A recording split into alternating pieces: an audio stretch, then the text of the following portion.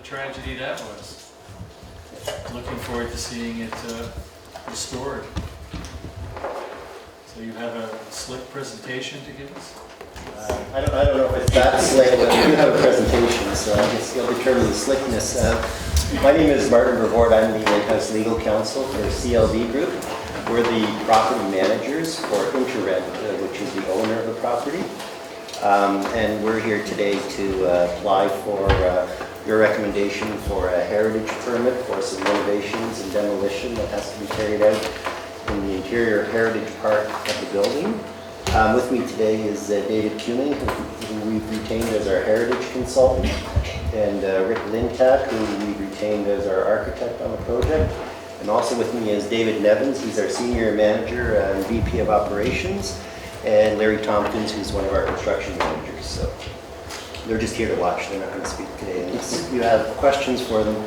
So I think everybody knows the history of this building fairly well. There was a major fire in February. Fortunately, there were no injuries to anybody, and that was the most important thing out of all of this. We managed to relocate the tenants and help set up a fund for the tenants, and also work with Councillor Farr and the Durand Neighbourhood Association. So that went as well as could be expected, and we tried to accommodate the tenants as far as getting everything out of the building that was still salvageable, so that was done. As Rick and David will attest, there's been extensive damage to the building. Right now the building does not have a roof, and there's extensive damage inside. Some of the floors have collapsed, etc.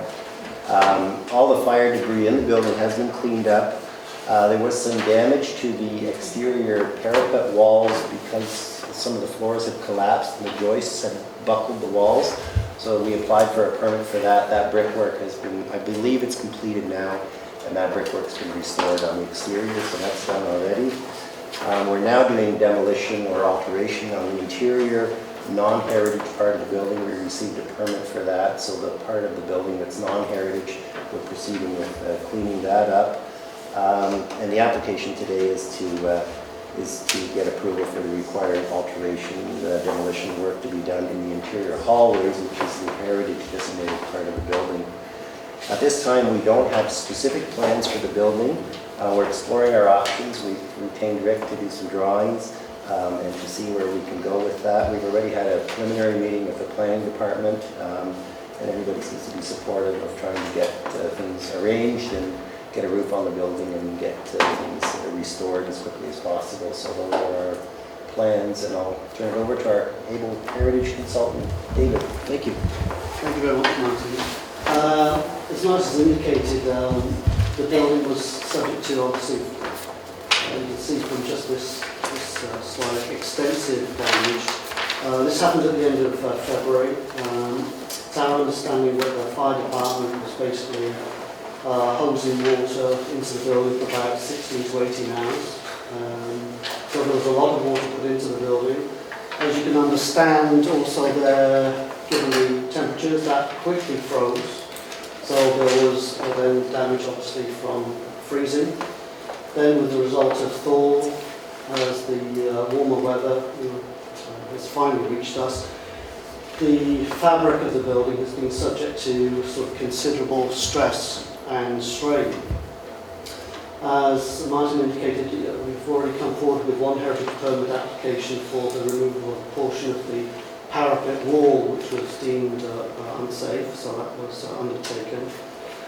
The reasons for designation, I don't know whether Megan has sort of reminded you, but the critical elements on the interior of the Pasadena Apartments was the hallway corridors on each of the 3 floors. There were a whole variety of features, including columns, decorative plasterwork, and some decorative wood trim. As a result of the fire, basically the 3rd floor has been essentially completely been subject to extensive fire, and that's all open to the sky at the moment, fairly extensive damage. So in terms of this second heritage permit application, what we have before you is basically 3 kinds of work that we're anticipating. We're trying to retain some of the designated heritage features in situ, in place. This includes some of the decorative plaster and some of the doorway features. And at Megan's suggestion, some of the features can be encased, and it's really for protective measures at the moment. Also at Megan's suggestion, we had moisture testing undertaken by Morrison Hirschfield, reputed, very well-known firm of consulting engineers. They tested the decorative plaster work on the first and second floors. Is essentially the results of their work being supplied to Megan, and essentially there's a 24% moisture content in all the plaster work in the hallways, and that's classified as basically wet, so there's still an extreme challenge there. So we're attempting to retain some of the elements in situ. We're also basically storing some of the components off-site, such as the decorative wood trim, the doors and the door frames that form part of the designated hallway. So those we intend to take off-site and to be stored in CLV Group's Burlington facility. And that basically leaves us with a third sort of component where we're intending to dispose of some features altogether, and it's notably the damaged hallway wall plaster. It's never going to be reused, it's never going to be worthy of salvage, so it simply will be disposed of. As Martin indicated, one of Rick's jobs, and he'll be talking about that right after me, is looking at some of the alternatives for apartment rehabilitation and reconstruction.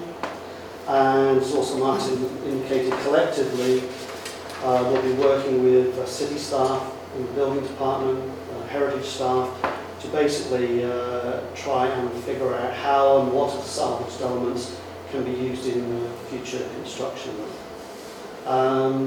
We anticipate there will be other heritage permit applications that will come forward to you in the future related to certainly the exterior. As you can see, there's still considerable challenge on the upper floor. So with that in mind, I'll just pass over to Rick. I don't have a fancy PowerPoint presentation. I have photos that we take on the site, so this committee can have an appreciation for the challenges that we have. This is the exterior of the building. This is what you see from Bold Street, and it's still reasonably intact. Everyone can still recognize it as the Pasadena Apartments.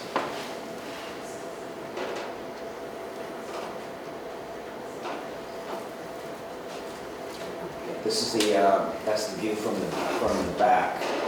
There's quite a bit more damage evident at the back of the building. And I have some interior photos for that as well.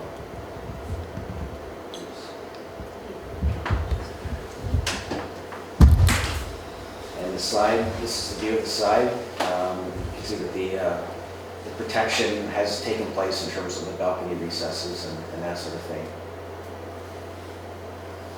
And you'll note that the fence line denotes pretty much where the property line is between this building and the next neighboring property. We wouldn't be able to build a building like this today because of limiting distance issues. That's the amount of openings that you have very close to property lines without protecting the openings somehow. Why can't you have openings near a property line, just out of curiosity? It's because it's part of fire. Okay. Oh. This is the view of the front entrance hall. You can see that there's, by comparison with the corridor, it's less intricate. That's plywood that's protecting the north-looking walls right now. And the aluminum door is obviously not original. We'd probably be looking at doing something more in keeping with the original character of the building, with that door and the exterior door as well.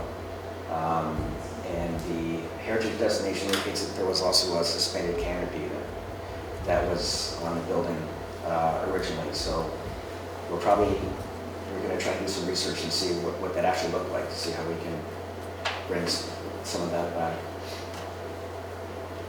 This is the view of the hallway, corridor, and you can see how the building, how the corridor is basically broken up into a series of bays with the decorative plasterwork, with the brackets and the pseudo columns. So this gives a sense of the character of the designated piece of the interior. And this is the detail of the bracket. It's nice. It's not totally unique in terms of its design. They are plaster and they are very wet, and it will be a challenge to remove it in one piece. So that's one of the challenges that we have to deal with. This is the detail of the door frame at the rear stairwell. You can see that it's very nice, ornate. It didn't comply with current codes. There was some wire glass that was put on the inside face of that door to provide some sense of protection, which it actually did during the fire. So could you realign me through the chair where this door is? It's at the end of the corridor. On the first floor? On the first floor, yeah. And it's at the end of the corridor. It actually separates the corridor from the exit stair.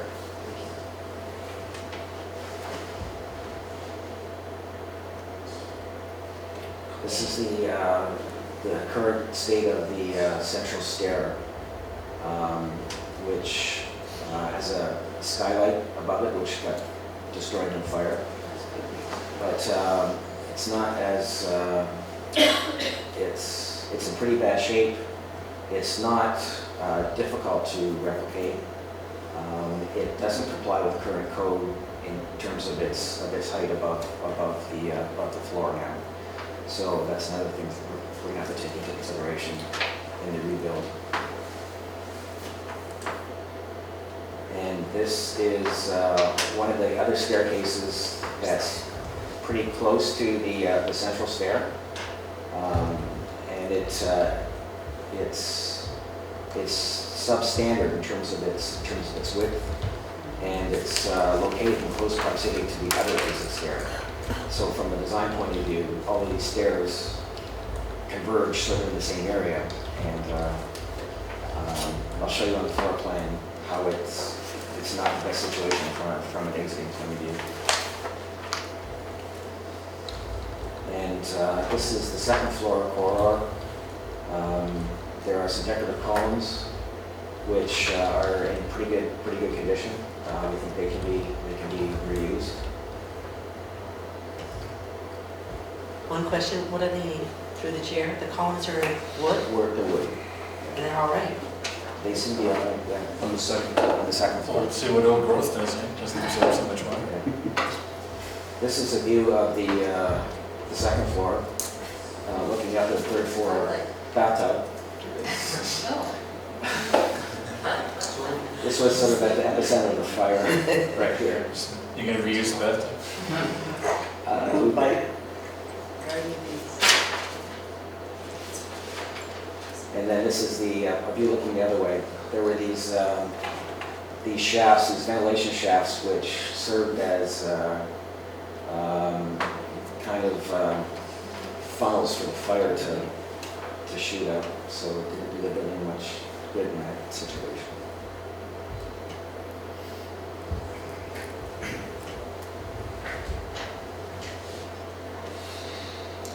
And this is a little bit of protection work that we've done to date around the plaster brackets. Because there still is the results of the fire. There's some demolition as a result of the fire. That's the floor plan of the building. The left-hand side fronts onto Bolt Street. The right-hand side is the back of the building. And you can see that the two stairwells midway through the building are very close to each other. We have a very long dead-end corridor from the central stair to the front of the building, which would not be permitted by current code. Danielle, you had your hand up. Yeah, sorry, through the chair. The protection that you're putting over some of the moldings, is that over plaster that's very saturated with water? Or, so is that a good thing to do? Is it able to breathe and dry out? Is the intent to have it dry out and reuse, or? It's a bit of it's a stopgap measure. It's just in order to, it's not a permanent measure, it's just to protect them temporarily from, that back and forth in the building. And I do have a second question, if I may. With what we're looking at today, that's not going to deal with any of the redesign of the interior, correct? It's just... No, that's the current floor plan. Okay. Yeah, you can see the units are very large. The upper left-hand corner, it's a two-bedroom unit. It's about 1,200 square feet. And the living room is on the Bolt Street side. The kitchen and dining room are on the other side, which is not what we would do now. We would combine the living and dining together. And the units are actually very large. Lots of huge, very huge. The application before us is basically for the removal of interior hallway walls and trim. That's what you're here for. Yeah. So I can turn it back to David. Or? I mean, there's, let's say, one of the challenges that Rick has is to make the apartment building safe and accessible. And one of his challenges is to work with some of the code restrictions that he's alluded to. I mean, one of the, as I understand it, all the stairways were congregating in one area, which stays. So over the next few months, Rick's going to be working on some of those alternatives, and we anticipate that they will be doing a lot of sort of dialoguing, essentially with the building department, who are presumably going to be talking to Heritage staff about some of the challenges, because I think it's our understanding that there's considerable goodwill on the part of the CLP group to do something positive with the building. We've actually met with Janice earlier today to get the message out about the clear intent to do something very positive.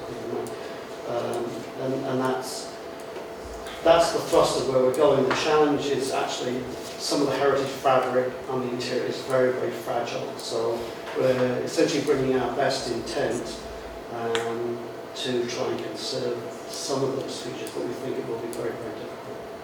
Danielle? So through the chair, who's doing the documenting of the fabric, the heritage fabric, the elements of it, or are they already documented? Is the heritage staff involved in that process of the documenting? Through the chair, what we've indicated in our permit application is that basically CLB Group will arrange for the photography of those features prior to any removal. So whether that will fall to Rick's staff or myself. But that's the idea, is that they will be documented before. Is that not a prerequisite? Yeah, is that, so that's in best interest of the group? Should it not be with the or having our heritage department come along as well, or have some say as to the documents or the things documented? Through the chair, we will review the documentation when it's submitted and ensure that it's complete. I've been in the building, I'm familiar with the building, but I think, it's really the owner's responsibility to do the documentation, and we'll make sure that it's complete before they move on to the next step. Dan? I have three questions. The date of the building, 1914. and is it the building that's designated, or is it part of the McNabb district? It's the building. It's designated under Part 4 of the Interior Heritage. And the third question is, were there any photographs taken prior to the fire interior?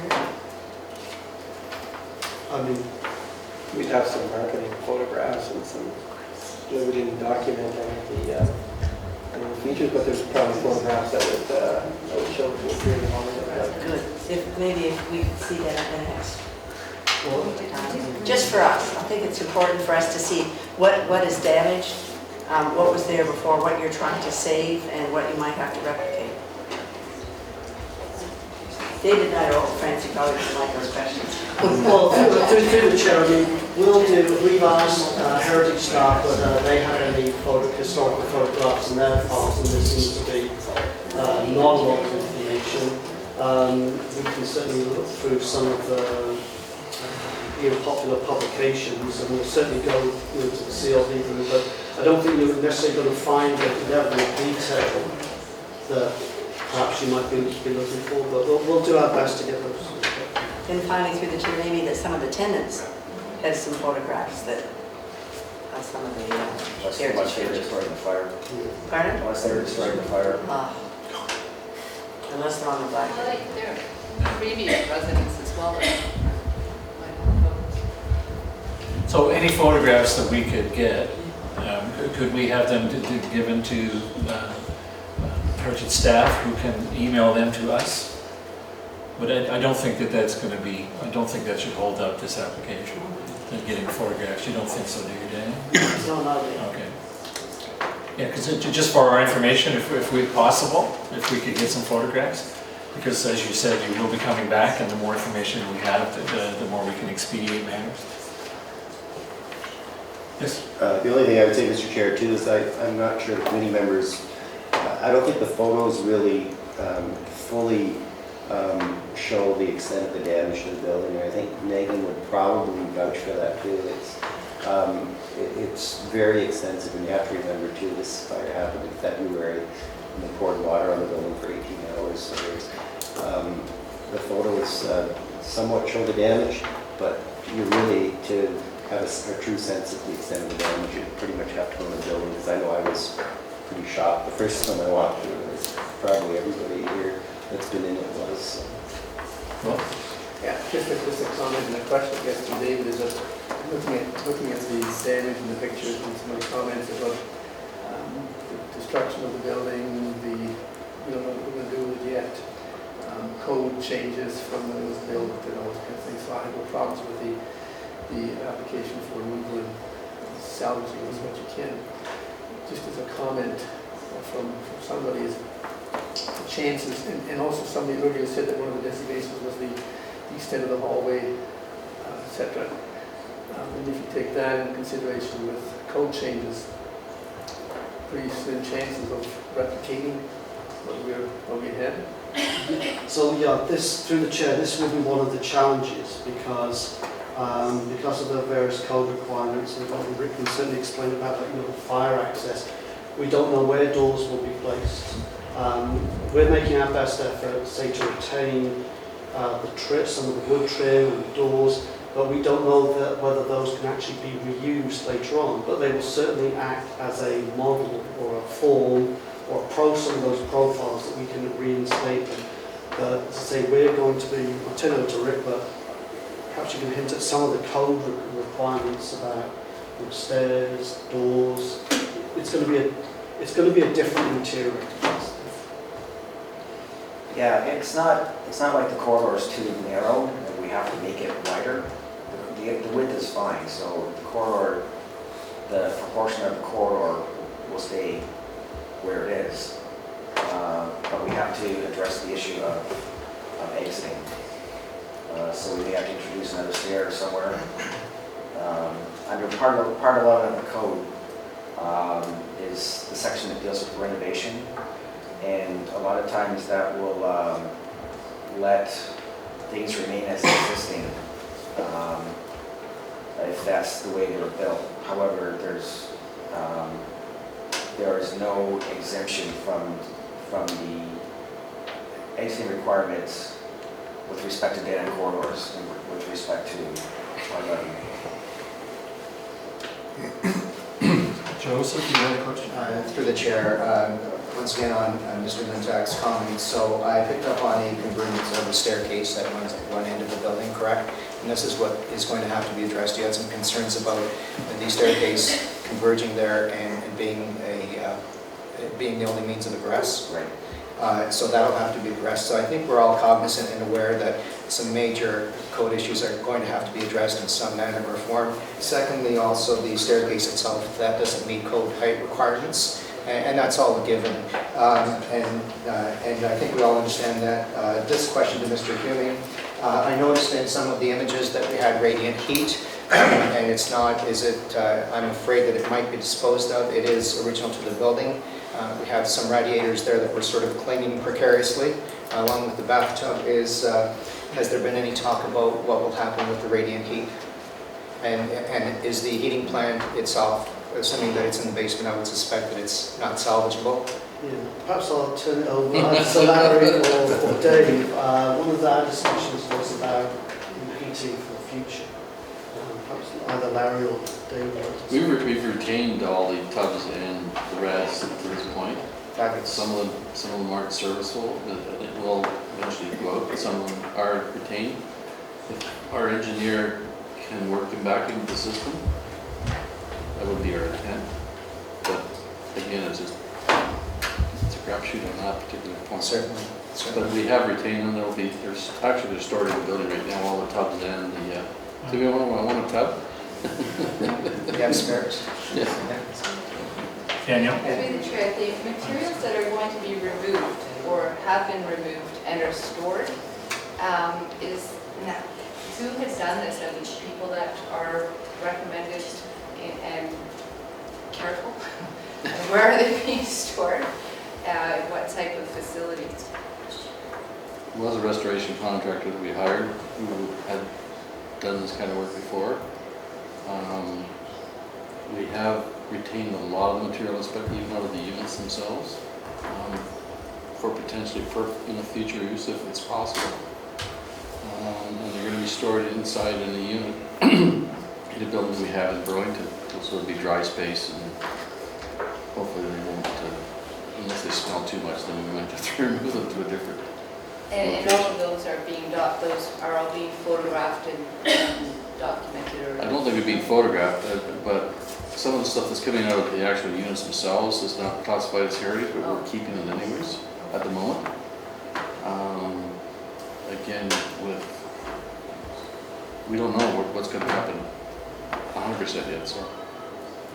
Sorry, just through the chair again. Remember that none of the interior apartments were designated, so it's only on the hallway. And again, it goes back to, okay, we take the materials out and store them, in a dry place, but we don't know how it's going to happen to the moisture content, whether it's going to start warping, cracking, all those things. So that's why it's really, showing due diligence. We're doing our very best under the circumstances to accommodate a lot of requirements. And when I go back to this thing, until we know how the building's going to be rehabilitated, is it going to be a modern interior decor, or is it going to give some nod to using some of the features?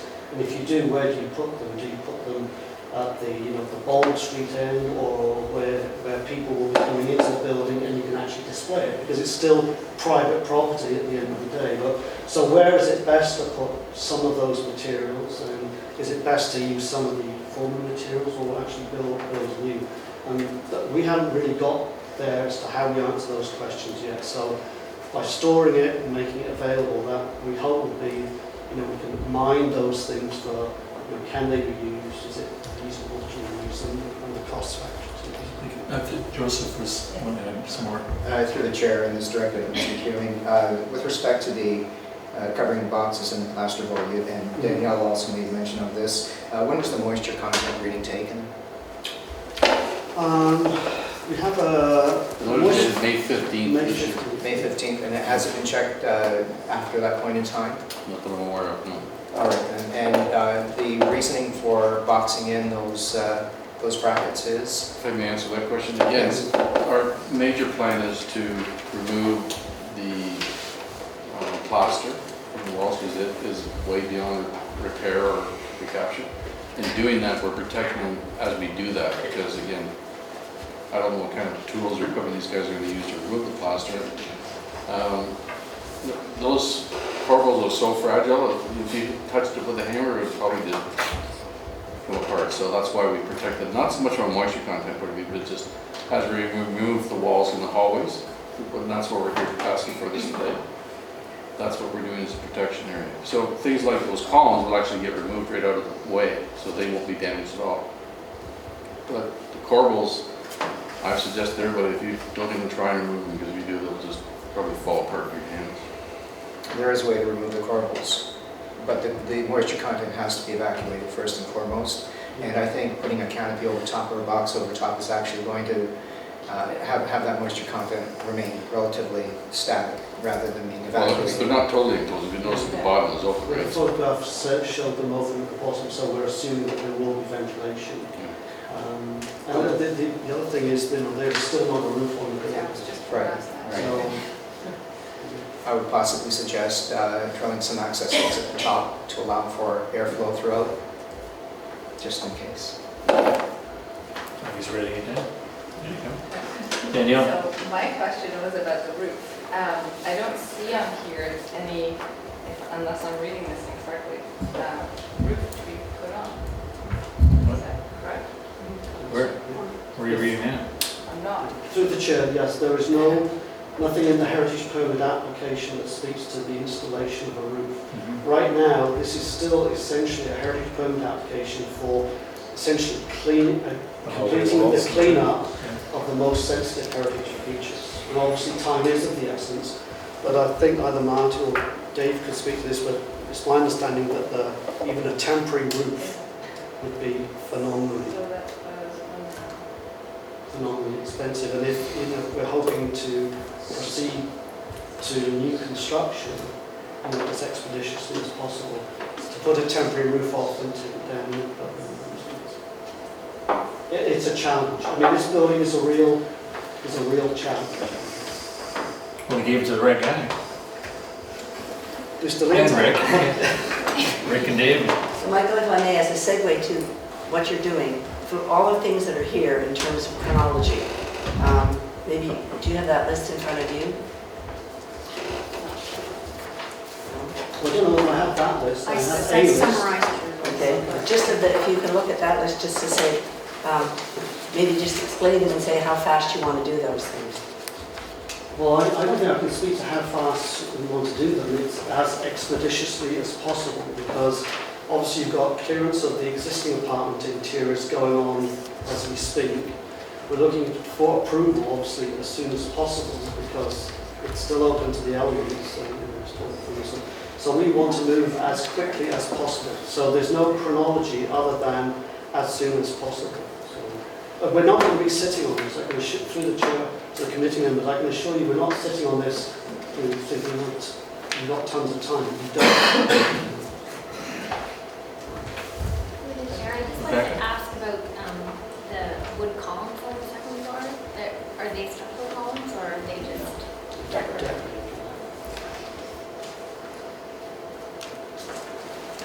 Any further questions, concerns?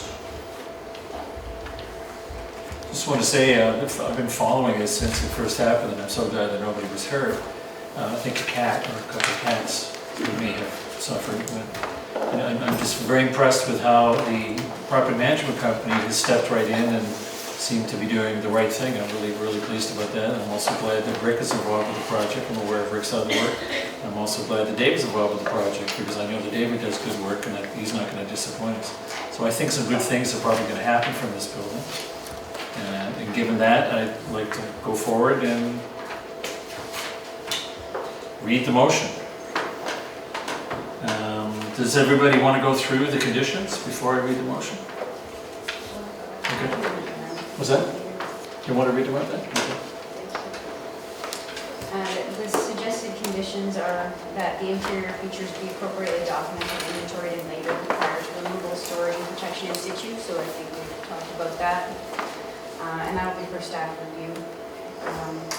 And that if the off-site storage location is changed, that the new location and address be submitted by the applicant to the planning staff prior to the removal of the elements.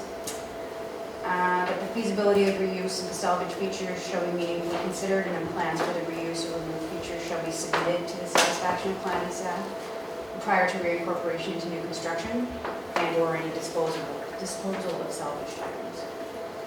And then the 2-year expiry date as a standard with our permits, but that can be, I don't know if that'll really apply in this Yeah. case, because it'll probably be. If we could add, given Joseph's concern about ensuring that the decorative plaster is appropriately ventilated. Is that okay, Joseph?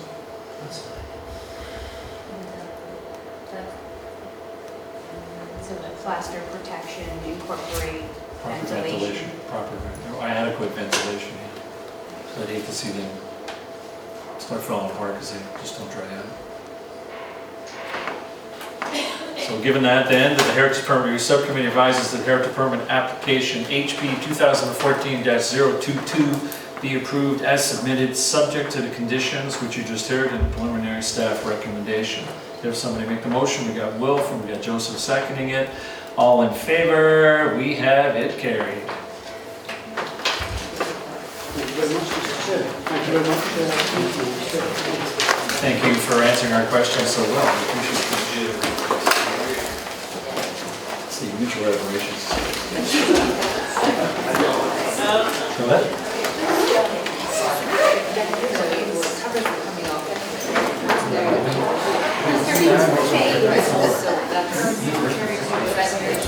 It should be the Jess. He's never spirited. And he's telling us that it's not going to be, it's going to be.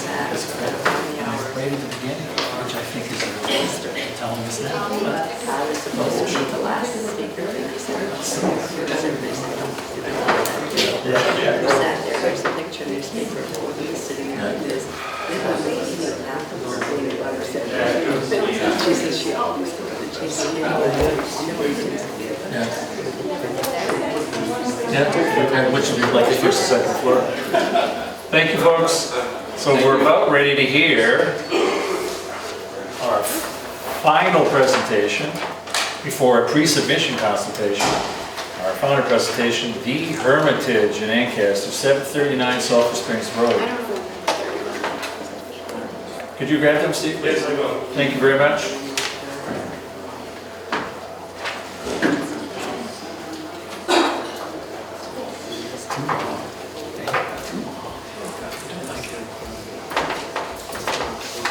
Good point, Jason. The ventilation, good point, I didn't.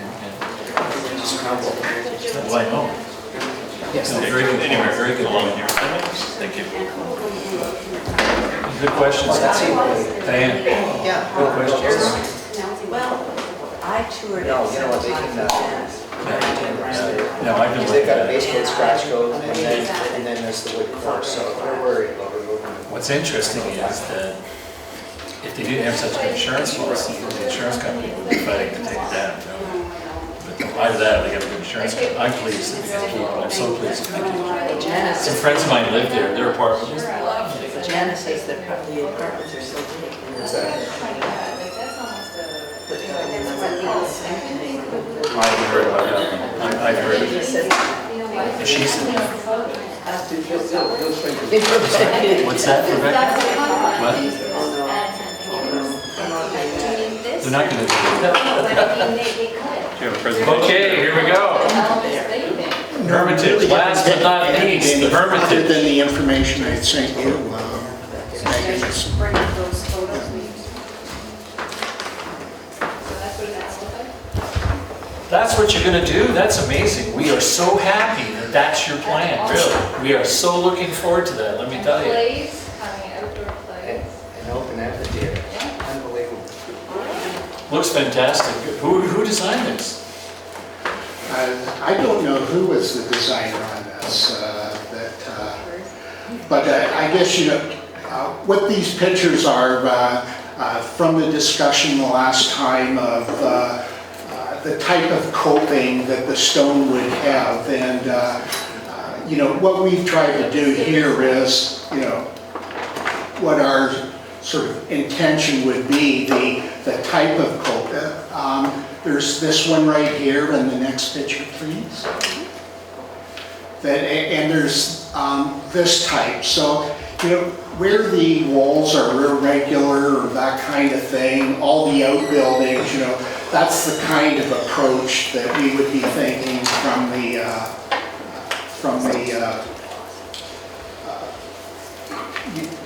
for handling the coping end of things. So that, you know, it wasn't as regular, the concern about looking too finished or too fine. We want it to look ruined. So what's, So you're saying you are going to do that then? So that the pictures that we had last time of it looking like a finished wall are no longer being considered by the NCA? I guess what you should remember from what we did before, there was a concept of trying to show, and I don't think there, you know, while it was sort of squared, I'm not sure that, you know, that whole process had been thought through. We were trying to give it, and I think part of the sort of looking finished is, you know, a CAD drawing and the way that those things look.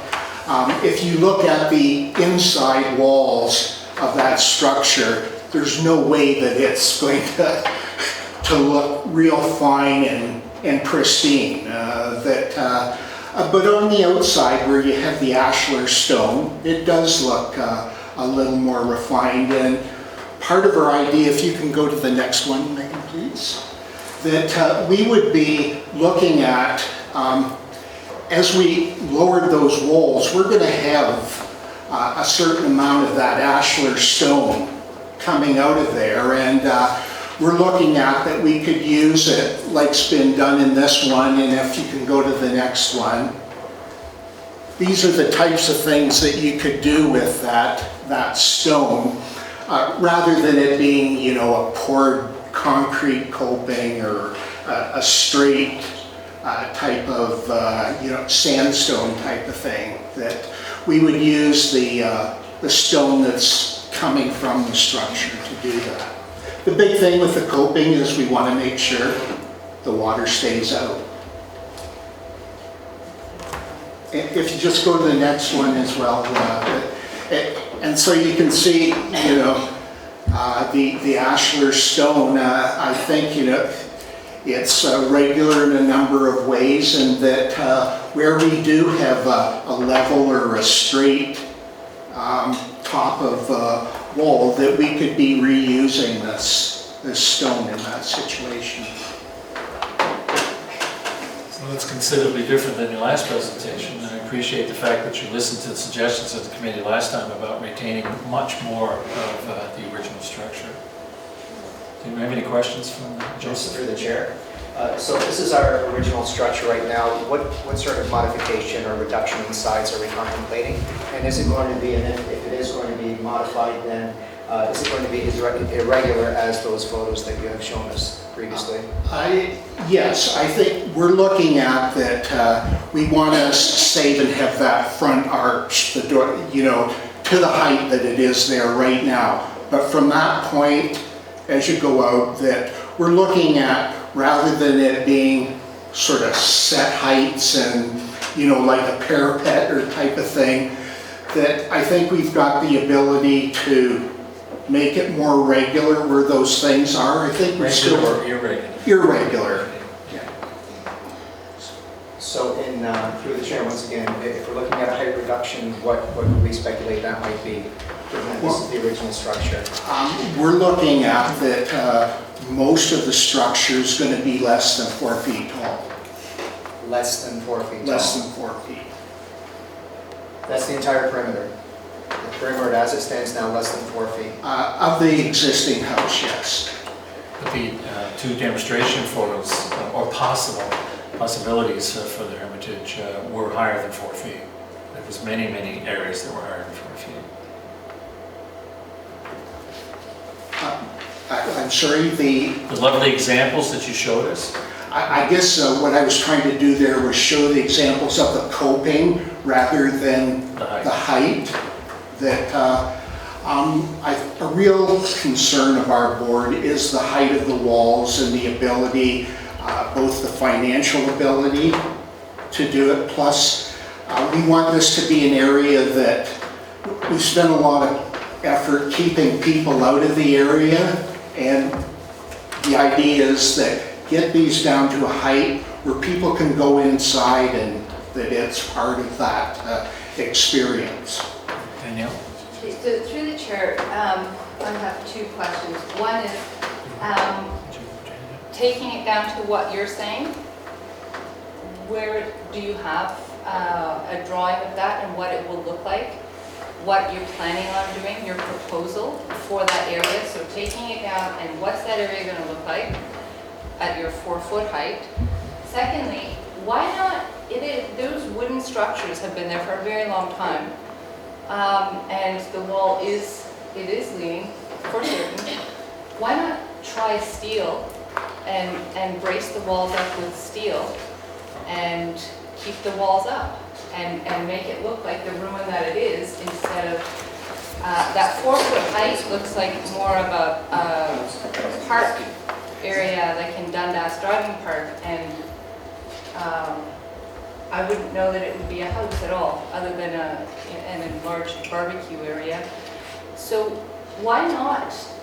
Have you tried pricing out what it would be structurally to get steel? Yes, to sort of stabilize what's there right now was just under the $1 million mark. And that's a no-go from our board, our ability to pay. $1 million. And what was that for? Could we see that report? Would you provide that to us? Is that, because it's public, is it not available to the public then to see that? To your question through you, Mr. Chairman, we did provide that report. We did meet on site with you. We did discuss these matters on site.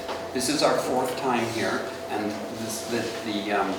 we did provide that information previously. I'm not certain that we brought it in our satchels this evening. It may be in your files. About 60 to 70% of the bracing is steel now. It's because we've had to go back in. The wood bracing is exfoliating under the pressure and bending. So it has had wood bracing first and steel bracing subsequent to that. It's a tight thing. It's there. Okay. Joseph? Through the chair, if I may, who has been responsible for doing the actual stabilization of the structure? Was it under the auspices of the HCA? Was it a subcontractor? Under the auspices of the HCA. And was that under the guidance of some sort of report or condition or assessment report that was done? There were architectural reports that were done by architects that sort of directed the work to be done at those couple of stages that was done at. And yet at this point in time in the history of this building structure, we find that all of those repairs are unsatisfactory. The mortar joints are unsatisfactory. They've been done improperly.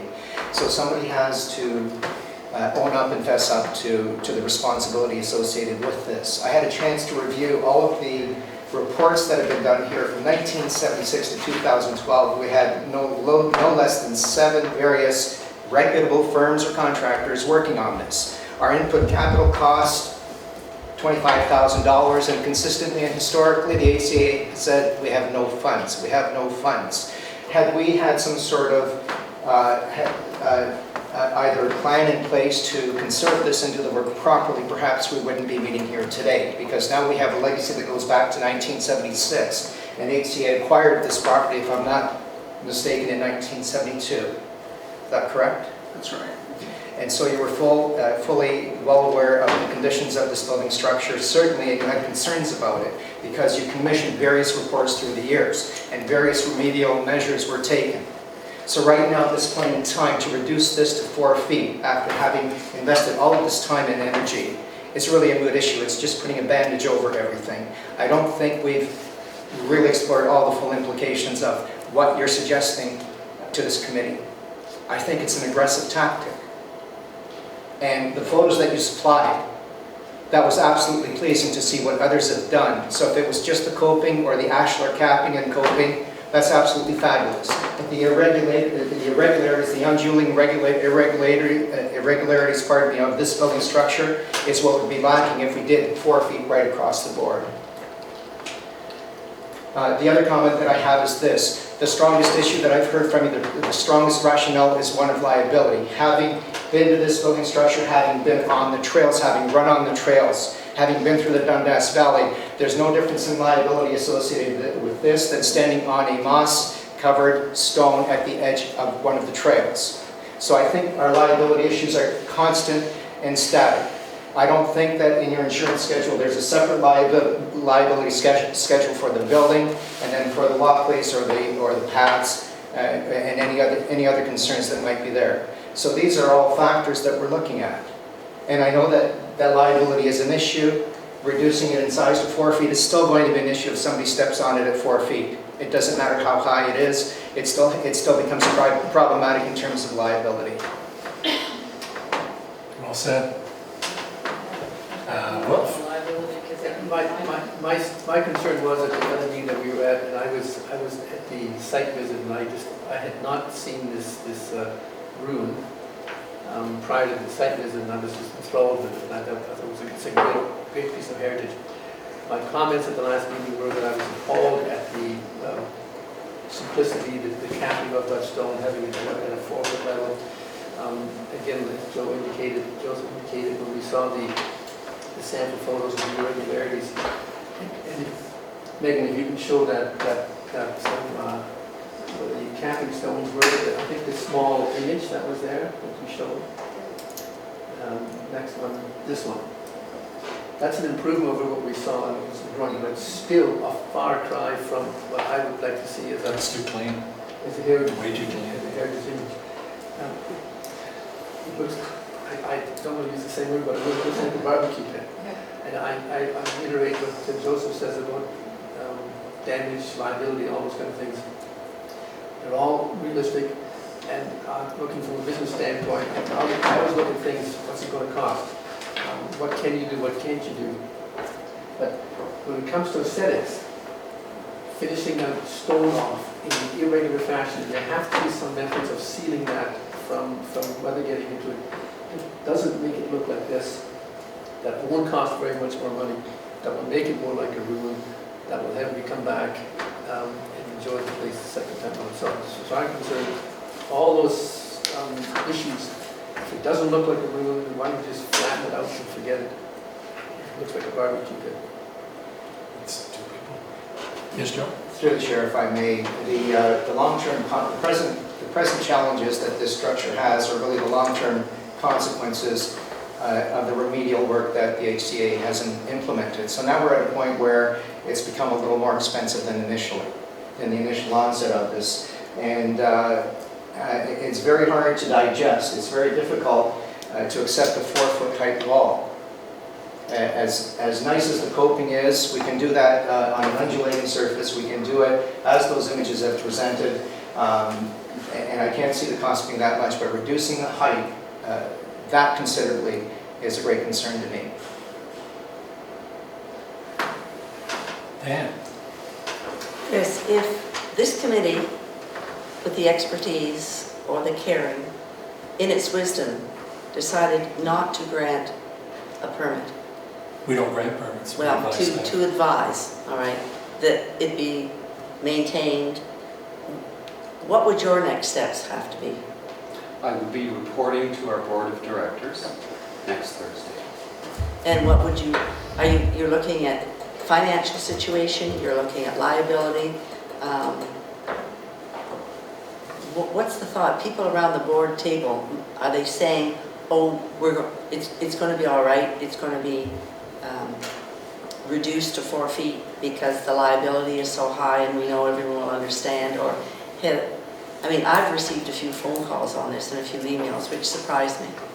So there are people who obviously jog there or walk there and have read the history and say it should be safe the way it is.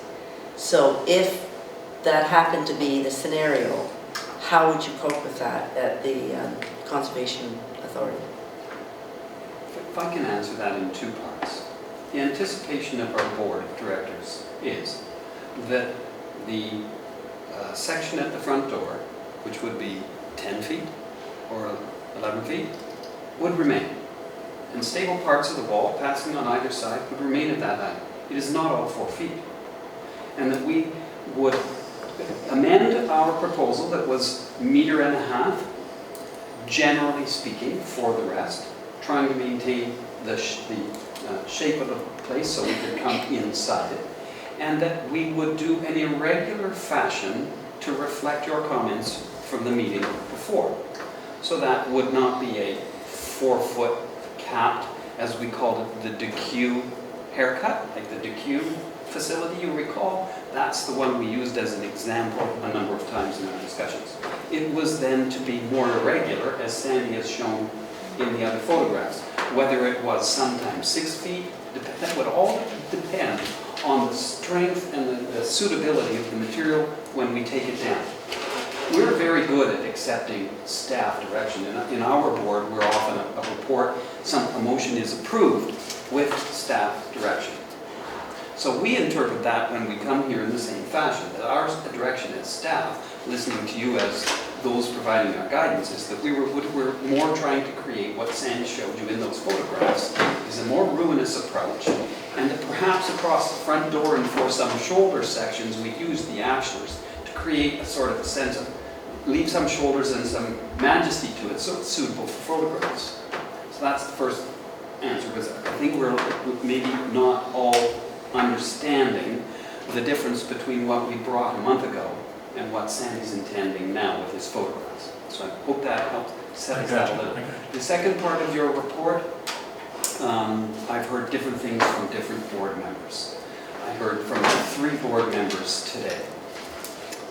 One of the expressions is that we could safely fence the site and view it from outside the fence. And it would be as it is, viewed from outside the fence. I'm not certain that they would move very far. I don't get any sense they'd move very far in the amount of investment dollars that are available at the Conservation Authority to carry on much beyond the scope of what I've tried to describe. Tanya? The 4-foot walling, and you're saying that it would be not the same 4 feet all the way around. Wouldn't that cause concern for, then it's more accessible to climbing, and if you have some areas that are a little bit higher, then you can climb up and jump off, and so people could get more hurt. Right now they can't climb in there at all, so. They do. Well, and it's not going to be that often, but being certainly it's more prone to be accessed by people who will climb and jump off and access higher parts. The other question I have, though, is if you have a vision for it being at different heights, then why don't we see that? Do you have a drawing of this? I mean, you're asking us to approve you tearing down a wall, and we have no idea of what you intend for it to look like, other than the one that we saw, which was all the same height, and except at the door a different height. The other thing is, in the parts that you're saying are going to be higher, how are you going to brace those? And why not just brace the walls that are 2 stories high now, and then just keep doing that? You have to brace it somehow. You're saying that it's structurally sound to hold up a height of 8 feet. Well, why not the height of the 2 stories? You still have to have the structure below it and a bit more steel above. So, because I'm not getting those answers, I can't, in all honesty, know your vision. I don't see it. And I'm afraid I don't feel confident in voting on anything, but I'm not sure what the outcome will be. That's very fair. I think that's kind of the general consensus of the committee, that they want to see what they're voting for. That's what I'm picking up. my apologies for failing our interpretation of your instruction the last time we were here, and the dialogue with your staff. Well, I'm sorry that you misinterpreted, because I thought that we were fairly clear that we didn't like the low wall, and we wanted something that looked more ruinous. And you still haven't convinced us that what you're putting forward is ruinous. You've showed us pictures of that nice ruined look, and two structures, both of them, when we first saw it, we went, holy, is that what they're gonna do? That's fantastic. And now you're telling us you're not. So we would like to see what it is you do have planned. That's what I'm hearing. We'll put this to the vote and we'll see what happens. I think if it's denied, then you are gonna have to come back with something. We'll take it from there. I think the thing to do now is to vote and see what happens. I like the site, the original site. Oh, it's gorgeous. Yeah, with the theater, with the theater, yeah. No, the one at the current site. Oh, the current site, I'm sorry. So the application as we have it before us, and what we've heard, I'm sorry, somebody else? Mr. Chair. If we vote on this though, I would rather it were an incomplete application, simply because there's nothing to vote on. We don't have the information. But you can also just deny the application because we don't have enough. You can do that And as then well. it doesn't have to come back here.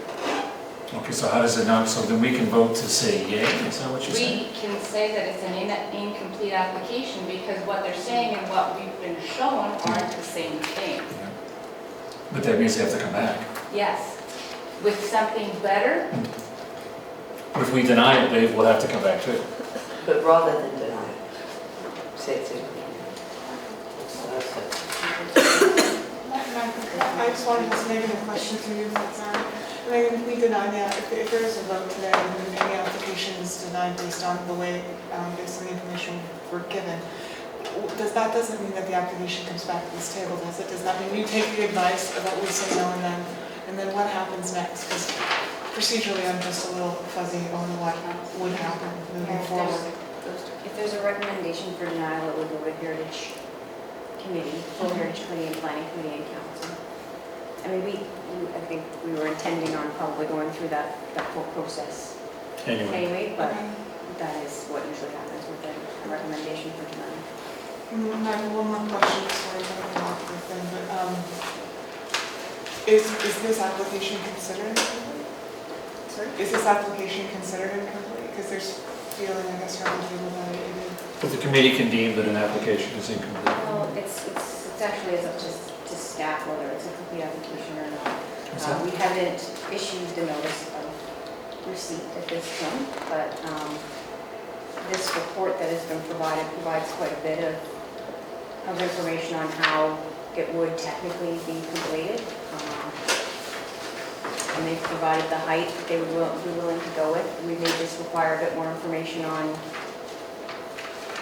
where height might be possible, but I think that's going to be determined in the field is what I'm hearing too, is based on the structural stability of those walls and that kind of thing. So it's a difficult call. Through the chair, I'd just like to say that, I mean, we're supposed to be determining the impact of the proposed work on the heritage structure. And so to me, the impact is not just, the technical impact of the removal of stone, but it's the emotional impact of the architecture. And so I think that in this case, the proposal is quite far removed from what we have right now. And so it's sort of going to, it's to the point where that emotional impact is not really going to be at all the same, and the impact is so substantial. So I do think an image, and I've said this before at these meetings, where we do need to know what the proposal is going to be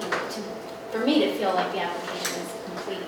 And it doesn't have to be, a rendered three-dimensional expert view. It can be a, sketch on top of a photograph or something that demonstrates the proposed design. That's the bottom line, so we've done a while ago. This committee seems to want to know, what will it look like? Through the chair, Michael. There's no question that whatever is done, whether it's going to be 4 feet, 10 feet, original, it doesn't matter. Structural stability is of paramount importance. How that's achieved and how that's derived is based on the reports that we have before us, the prior reports and the interpretation of that. The other consideration is, that we don't have any references as to height, north wall, south wall, west wall, and I agree with everybody else that we should have some indication of some sort relating to that. I think that's all I have to say. Thank you. Anybody else? I wonder if staff could give them more guidance. I mean, I feel badly that, 1, 2, 3 visits. Do you feel you've been given proper advice? On a personal note, I'd call it a moving target. I appreciate and I understand, and I feel the same.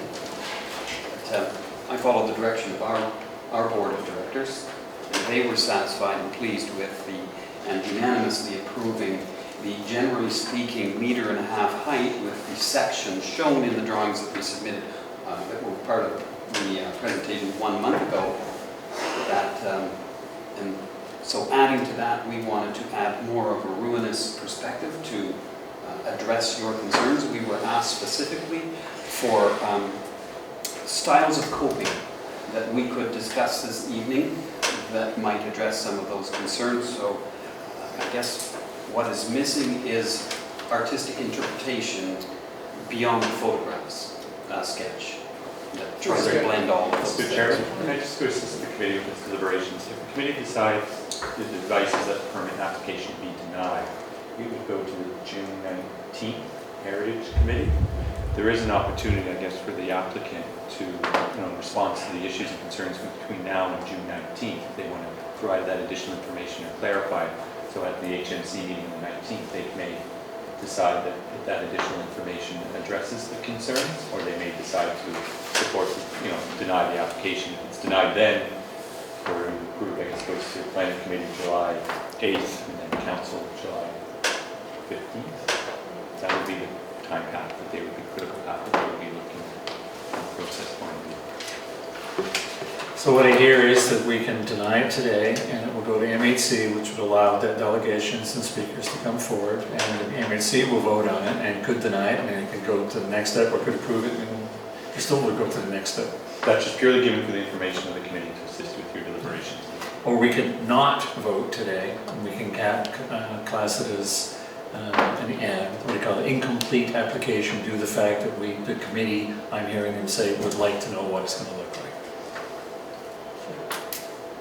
Through the chair, if I might ask, I find it a little difficult as to, if I look at that picture, and then we look at the drawing that we looked at the last meeting where we had the more symmetrical pattern, and then we look at the 2 illustrations that you submitted of the European structures where they had what looked like rooms in different sizes. And I can accept that you don't know the structural integrity of the existing structures. You have, someone's going to have to come down. At some point in time, you're going to find out, well, this section is more stable than that one. So I can accept all that, and I can even accept a lower level, a 3 meter wall throughout the whole thing, 3.1 meter, 3.4 meter, 3.5 meter, something of that nature. What really hangs me up, and I look at things very simply, is that I look at that cap, it looks like my neighbor's fence that he just put in a brand new home. I look at those 2 original pictures that you showed us. That looks like a room. Like, why can't fantastic. The capping looks like something like that? Is that a difficult thing? Is that impossible to do? It's our intention that it would look like this. These are different examples that would be used throughout the project. You can't see that. But if it's structured, yeah. If it's only 1 meter high though, you don't get that feeling. It's going into the dirt at that point. So I'm concerned as well. I don't know, and you also have to have, does that report address the structure? Because if it does, then you should know how high it's going to be. So, I mean, I'm not buying all of the information that's being provided.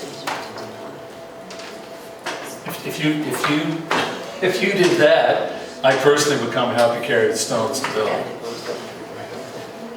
Joe? Through the chair, one of the questions that I asked at the start of this meeting and directed in this direction was, what is the height, what is the actual reduction? And you mentioned 4 feet.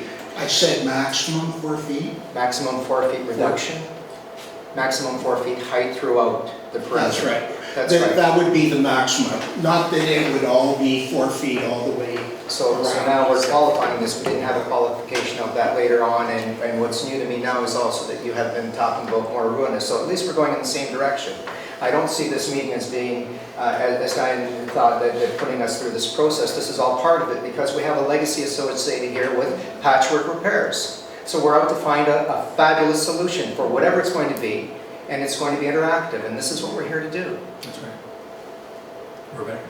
I just wanted to request, it's not there, whether or not we can make a recommendation to move it to Municipal Heritage Committee. Well, we don't need to, because if we deny it, we'll go to Municipal Heritage Committee. So we could do that. We could say we'd like to become more of a public forum, but that's inherent if we deny it. That's where it's going to go. Yes? I would like to ask a question. Maybe we can have a bit more detail on what the rationale is for the 4 feet. Like, does that match with the coursing of the stone, or is that due to the liability, or the wall freestanding on its own, or whatever? What's that number coming from? It's sort of an educated first thing is, of anything getting higher than, the risk of someone getting hurt by being up on it. There's also, from our consultant, when we said, we don't want it any higher than that, him looking at and saying, well, that we can work within that height and sort of design it. But I think, as Chris mentioned, as you do the actual work, it's the conditions that you find are going to be what sets the different heights and where you go a little higher, lower. But I guess if there's an expectation that we're going to maintain bracing and the high walls, that isn't part of our application. Yeah, I guess that was part of my question, was whether there was a height where it didn't need bracing, or a maximum height that it could go without bracing. Our engineering consultant and heritage consultant have said we don't need bracing with the drawings that you've seen, that sort of configuration. The drawings being, sorry, pardon me, through the chair, the drawings being at a 4 foot height. That's don't need any bracing there. The 10 feet at the front entrance and then going down to the lower heights. Thank you. Yeah, so I guess where I was kind of going with that was whether this committee, whether there was any, if they see any opportunity for any additional height or something that would make this committee feel that the character of the structure is being maintained further. Like, would you want more height on the corners, or is there any? We talked about that last time. We talked about corners last Through time. the chair, we elaborated on that, and that gave some direction on that, that the corners are, of course, are going to be the most structurally sound. They're still standing, they're braced, and they're interlocked. Whether or not that happens at the back, I'm assuming that there was a general level of proficiency in building this structure, and that the footing was done the same way. It would stand to reason, even though they're older techniques. And so you're going to have areas of weakness that are unsupported at corners. You're going to have a bit of sagging going on, and of course with the fire-related damage, that's going to create a bit of instability as well. And I don't really think the fire repairs that have been done through the years have been any form of enhancement whatsoever. So we have before us a situation where we either hold it over because we would like some more information, or we vote and it goes to the Municipal Heritage Committee if we deny it. Oh, I think it's going to go to the Municipal Heritage Committee if we approve it too. Is that not correct, Megan? Yeah. But if we deny it, it'll be heard and voted on that. So that's the choice we make. Do we hold it over or do we vote? I think I know where the vote's going to go. I'm sorry to ask this question again, perhaps I misunderstood. We have the ability to hold this application over. I thought it's not considered complete. Yeah, we do. We've done it with other ones. If we want to see what it looks like, we don't know what it's going to look like, to ask the applicant to show us what it looks like, we've done that a number of times. Yeah, if we agree, and I think, Yeah, we have to agree. I think So they does- probably have shown as much as they can without, they could draw on a picture, but I mean, how many times are we gonna go out and see something? Well, we're asking to see what it might look like. So we can either hold it over or vote. So I'm going to put the question to the committee, which one of those two would you like to do? Would you like to hold it over, get more information and see roughly what it might look like, or vote? I also think that that might have to do with whether or not there's a will on the applicant's side to want to work and try to change this. And if there's no intention of them working with us to try to come up with a good solution that would serve the public's interest and the posterity's sake, then perhaps we do vote. So I'm just wondering then as well, if we held this over, are your intentions such that you'd be willing to work with a better solution, something that would, we're looking at not just a building that you want to take down, but for posterity, for future, for the future's sake, for lack of something better, but just, would you be willing to work with us or have no intention of coming back to the drawing board and I think they're more than willing to work with us. They're going to no, try I'm otherwise. just wondering, yes. I don't believe this to be an adversarial relationship. If we deny it, I think it would be in the best interest of the applicants to improve and to have some kind of demonstration of what it might look like when they go to MHC. I don't think then they're going to come and try and convince us. Right, and the that's same what thing now. I'm wondering, because if it's the intention to come right back with the same thing, then. Well, they're not going to do okay. it. And But two of if us, as you well know, are on the MHC. Wolf and Yeah. myself sit on the MHC. So,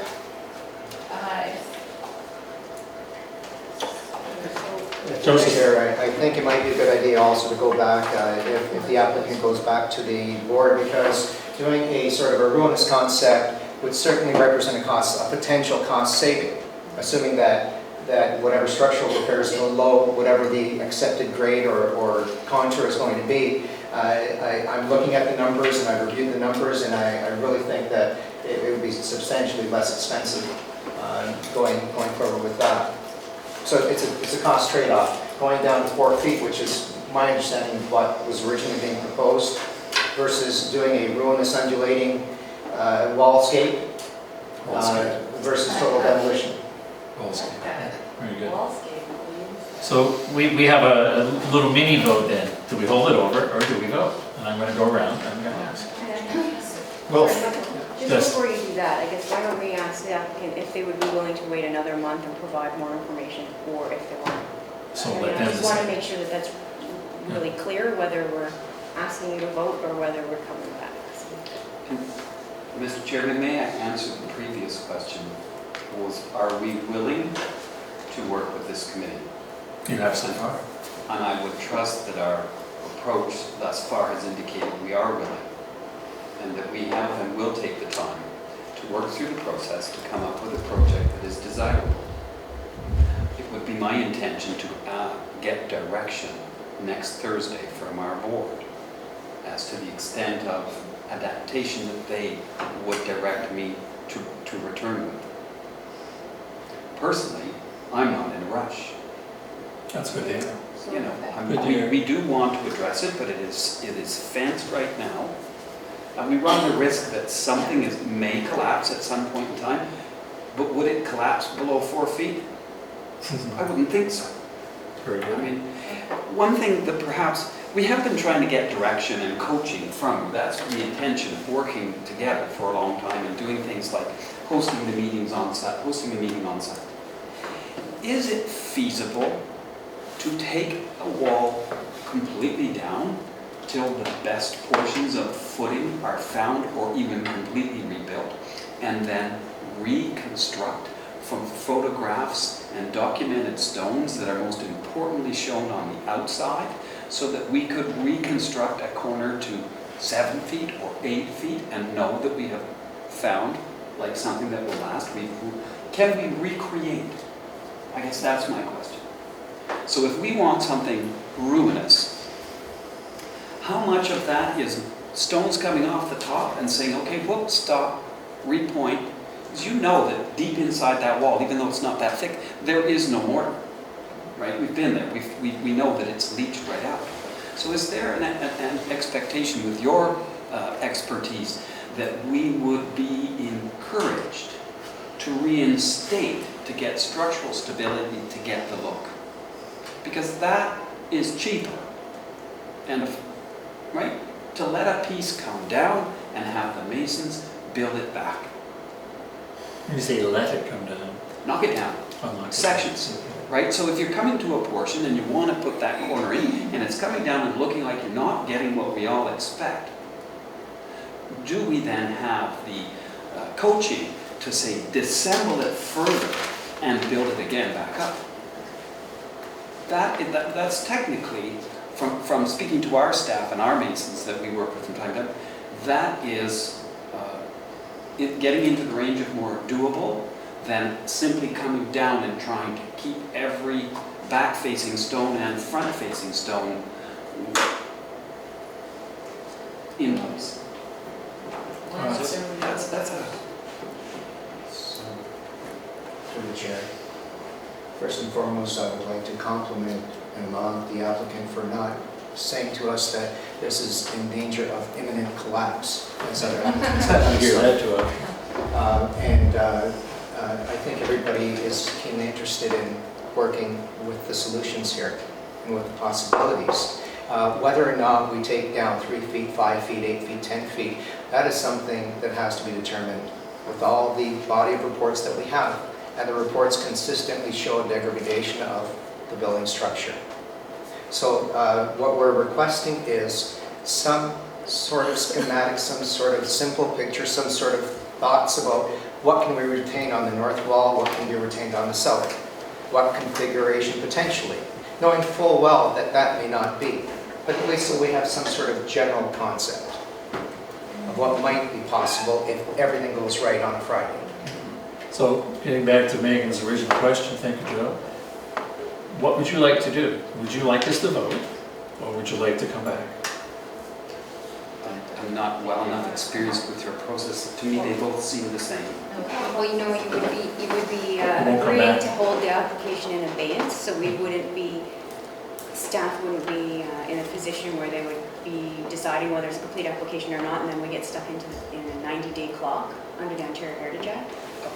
But if you agree to hold your application in abeyance and continue to work with the committee, then we just keep going on your timeline. I think the 90-day clock would be an encumbrance.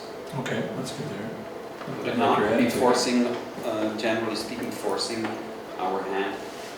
We don't want to force you.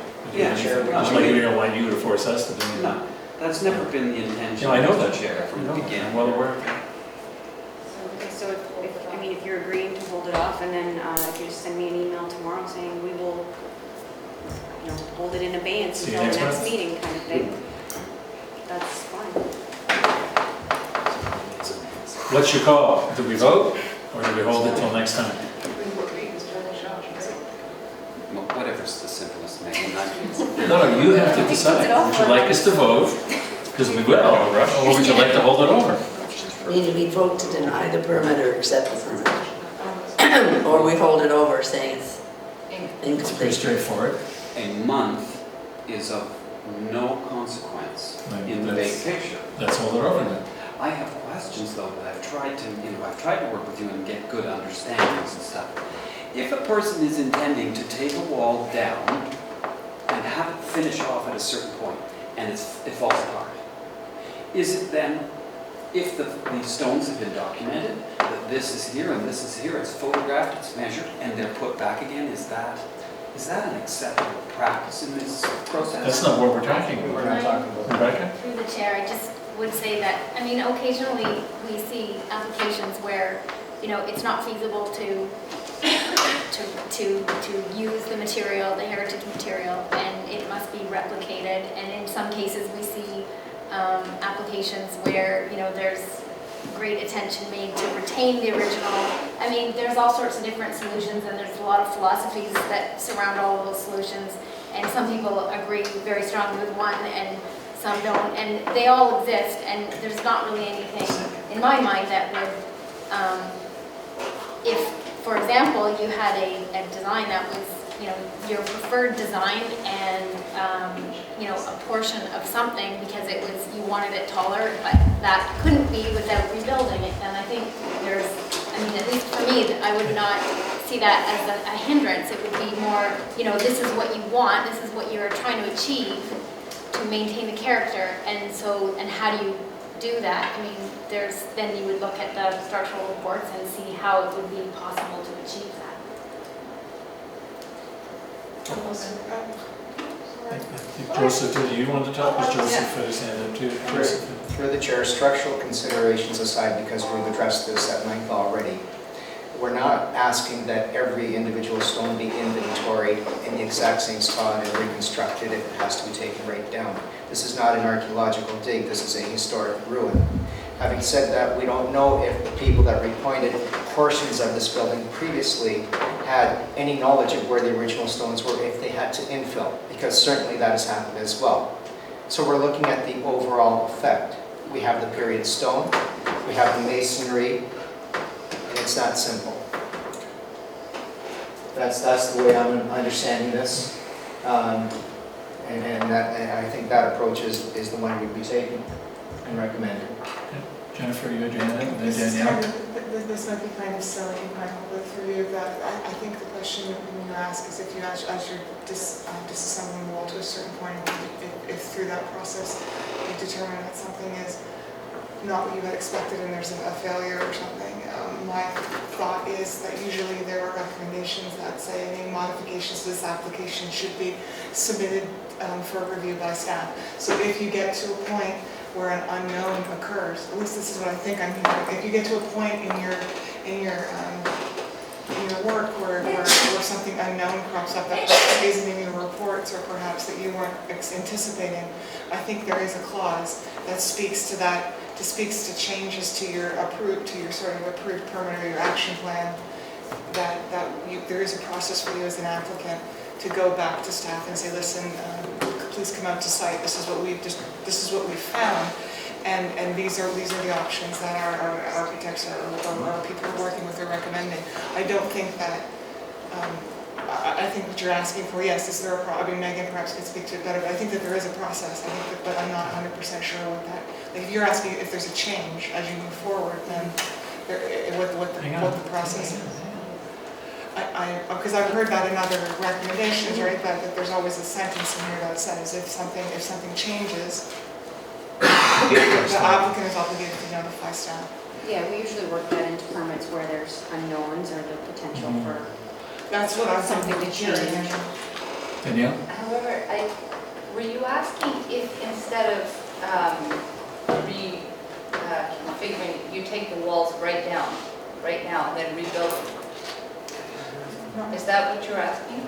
If in sections, In sections? we have determined that it would, to get this character, as we're seeing here, a section should be. But not as such in a- en masse, take Not the en walls masse. down and then No. redo? But we recognize that there is a wet brick course that is completely across the top of that runs through the building. Right, there's a layer of brick that is not just set in the outer edge as a decoration, it carries completely across the vault. And it has been buried since 1976 or No, leave that so. one there, please. And some of those sections, as we get in, we may have to go that low to bring stability so that it'll last 25 years, whatever work we do. Or 100. So, yeah, exactly. So I guess the point of my question was to achieve the interpretation visually and spiritually, is it sometimes done and permissible that you go down and you come back up. But our approach would be to photograph the exterior stones and to dedicate that stone to go back in that exact place. I think that's very feasible. Another question I have, has the board considered doing like an atelier type thing where they invite designers or the public to create interpretations of a space for purposes of this project? No. Because I think those sorts of things are free, and just to get an idea of what the public image of the Hermitage, because it runs deeply in a lot of people's past and the ghost lore of the area. So opening that also up to other architects, designers as a project to consider and have their interpretation of it. And Like a yes, contest. yeah. So, I think maybe we've talked enough for today. So my question to the applicants is, what would you like to see the next step be? Us to come together on what the heck this looks like that we're trying to achieve. There you go. Would you like to come to the next meeting and give us some kind of an idea of what it might look like? Because I know you can't say, this is what it looked like. But if you do something like that, I think instead of a vote, you're going to get cheers. What would the date of that be? Is it one month today? It's June 24th. Or July. June 24th. Yeah. And it'll be here. We can put you in early. In the spirit of our medium standing relationship in reviewing this proposal, I'd love to come back in a month. That's I would okay. enjoy coming back. Thank you very much. Is everybody okay with that? Yeah, everybody okay with that?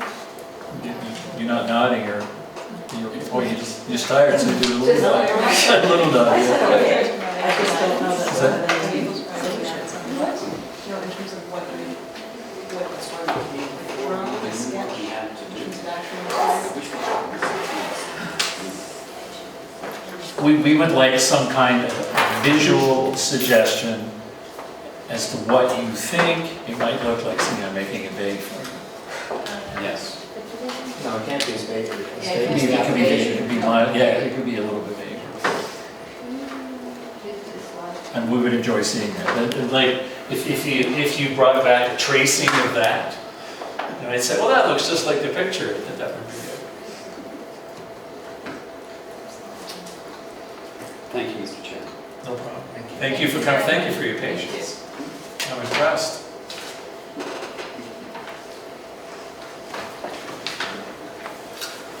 We'll see you in a month.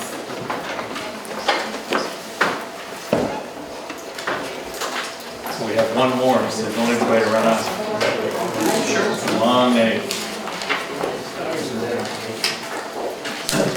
It's a prelim, so it'll be brief. Yeah, it won't be doing that. I really appreciate you coming in. The way George talked to me last night, it was like you weren't going to be able to. Just appreciate you coming. Yeah. Thank you so much for coming.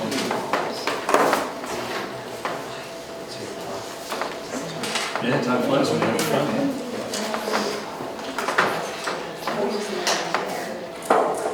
Just want to say to staff and to committee members that was, I think that even though it seemed occasionally it went on, I think you all did very well. I'm very pleased. Thank you. And thanks for the correction too, in regards to when I said about saying voting nay.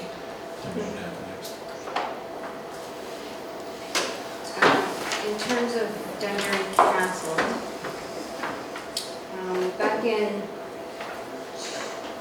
2012, we approved a Heritage Permit for changes to some of the room configurations on the second floor. And I believe they've found some further information. They found evidence of a former water closet and bathroom in those areas where they moved the walls. So now they would like to come back and either do a change to their existing permit, which it may be a little beyond that, but, or a new heritage permit to restore the water closet and bathroom and restore a servant's hall in that area. I've been trying to kind of understand the drawings myself, and I'm not sure if I can. That's why this is from the previous permit, I think. What it was is they were going to put a new mantle. You see where that arrow is? And when they opened up that wall, they found this evidence. But I'm not. What's the evidence that they found? They found piping and Piping cast iron, yes, indicating that it was a water closet previously? yes. And there were some previous. They had Craig Sims do an entire study on bathrooms and water closets for Dundurn Castle, and they determined. They found some old pictures even. Let me try to get to it. They found a picture from. Oops. Let's see here. From the 70s, I think, when they changed the configuration around. Sorry, I'll get there eventually.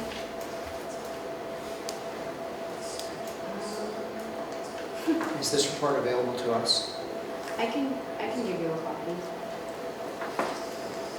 Okay, it's after this one. There we go. So there actually was a bathroom. So that bathroom in Wainscott are circa 1900, 1910? Yes, okay, so that's the one. That's why they have to restore it back to, because there had been, the original bathroom had been replaced with this, and then now this is even gone, so they don't have any of the original material. I think that's what the story was. I wish I had, I'll have to get a better story to explain it better, but I just wanted to see what the committee felt, if they thought it should be a permit or if there was. It says there that It's no. really, since I don't understand it, I think there's a whole. It's two. And if it was earlier, it wouldn't have hot water. What's It's that? just cold dispenser. Mm. I'd love to see that report. Well, I'll provide that, maybe we'll provide that ahead of time then, and then that will inform the conversation better, because like I say, I just was going on what Carolyn said, and then when I started to read it, So what year did water pipes come into me? Depends what country you're in. Yeah, we're in traveler. I'd have to see the images of the piping. I saw lead, I saw some teed off into cast, into black pipe, so I'm really keen to see all of this. so it's actually lead plumbing. Yep. Um, What diameter? oh, And was it lead on the toilet as well? Okay. I'm sorry. So we have questions, or I have questions anyways. Yes. That will- You said they're coming? Whether or not this was an original water closet facility, or it was something that was done post-Victoria. So I think what they would be doing is, I think they're going to put the fixtures in and not actually put any plumbing, it would be just a museum piece. And so would the fixtures be circa McNabb or circa?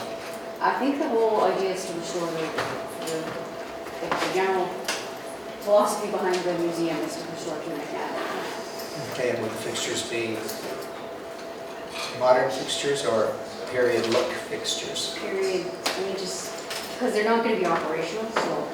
Well, what happens to somebody We uses just it? have It's not digital images operational. of that on the screen. I think this is maybe, I don't know. Megan, what happens if somebody uses it, it's not operational? Yeah, well, we've got a custodial issue. Yeah. Yeah. Okay, well, I look forward to a bigger report on that. I will provide, A report on water closets. yeah. Thank you so much. I apologize when I wanted to bring it previously, I thought I'd get my head around it much quicker, but. Water closets can be covered. Somebody's USB stick is here. Thank you, everybody, for your input.